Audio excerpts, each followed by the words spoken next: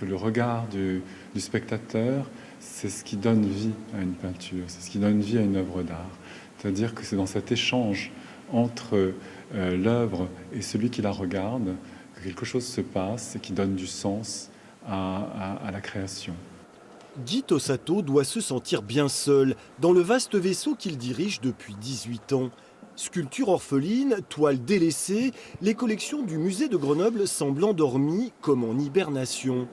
Pourtant, il y a quand même un peu de vie, grâce à une visite guidée particulière, celle des médiateurs du musée qui se familiarisent avec l'œuvre de Giorgio Morandi.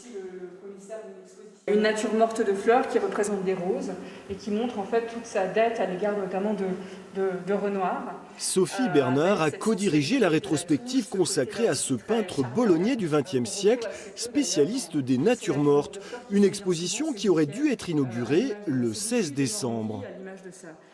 On est à la fois déçus, bien sûr, parce qu'une ouverture d'exposition sans public, c'est quelque chose d'assez difficile. Il faut garder le moral, il faut garder l'énergie.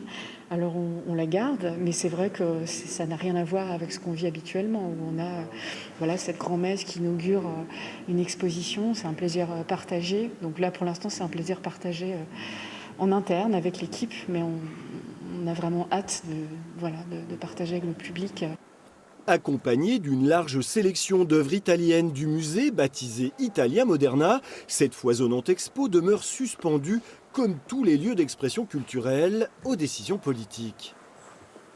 Moi, je pense qu'on va guérir aussi de cette épidémie, de cette pandémie, grâce à la culture. Donc il faut absolument qu'on rouvre les lieux culturels, et parce que ça fait du bien aux gens, parce qu'ils se sentent mieux quand ils ont vu une belle exposition, quand ils ont entendu un beau concert, et que ça aussi, ça permet de surmonter la maladie. Tout en caressant l'espoir d'une hypothétique réouverture le 7 janvier, le musée de Grenoble a décidé de prolonger l'exposition Giorgio Morandi jusqu'à mi-avril.